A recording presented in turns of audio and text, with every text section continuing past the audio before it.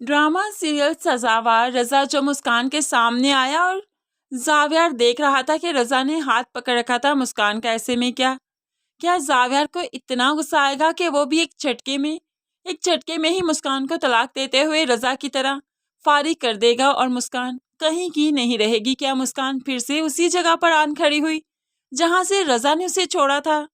क्या जावियार भी मुस्कान के साथ वही सब कुछ करेगा? फ्रेंड्स, मुकम्मल एपिसोड की कहानी से पहले आपसे रिक्वेस्ट है, अगर चैनल पर न्यू है तो जरूर सब्सक्राइब कर दीजिए, साथ ही बेल नोटिफिकेशन जरूर प्रेस कर दीजिए ताकि आने वाली हर वीडियो बहुत आसानी से देख सकें।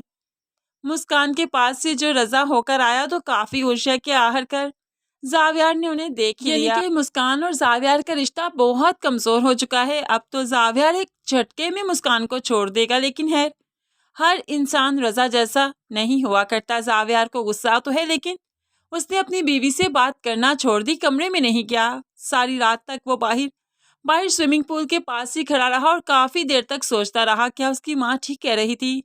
क्या वाकई वाकई मुस्कान का किसी के साथ चक्कर है? ये रजा कौन है? बहुत से सवाल। फिर उनका जवाब लेने कमरे में जाता है तो मुस्कान उसको रजा के बारे में सब कुछ बता देती है और ऐसे में जावियार सर पीट कर रह गया। तो मुझे पहले नहीं बता सकती थी? क्या मुझ पर एतबार नहीं रहा था? क्या मेरी मोहब्बत में कोई कमी थी? क्या क्या लगता था तुम्हें बहुत कमजोर इंसान हूँ?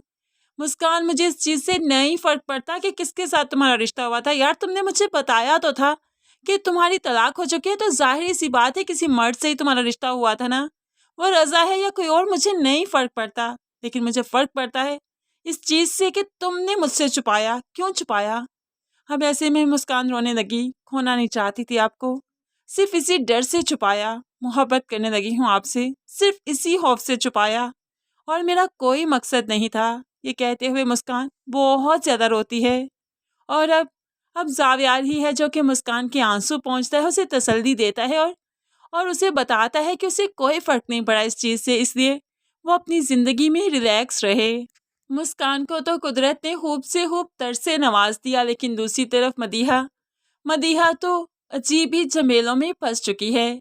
यहाँ पर रक्षी बेगम की बहन चाहती है कि मदीहा की सौतन बनकर उसकी बेटी यहाँ पर आ जाए। रक्षी को भला क्या ही एतराज होगा कि रक्षी की भांजी उस घर में आ जाए, तो इससे बढ़कर खुशी की बात ही क्या है। रक्षी का अपनी बहन के साथ रिश्ता भी मजबूत हो जाएगा और बहनें कभी जुदा भी नहीं हो पाएंगी। यही सोचकर रक्षी अली और खुशबू का रिश्ता तय कर देती है और घर आकर वो अली को खुशी खुशी बताती है, आज तुम्हारी खाला ने मुझे बुलाया था और उन्होंने मुझसे खुशबू के बारे में बात की है और मैं इनकार नहीं कर पाई। देखो अली, एक बार तुम्हारी मैंने मानी, उस पौहर को, इस नकम्मी को घर ले आई हूँ, और अब तुमने मेरी माननी है और तुम मेरी नहीं मानोगे ना तो मैं सारी उम्र तुमसे बात नहीं करूंगी। ऐसे में अली कैसे माँ की नहीं मानेगा?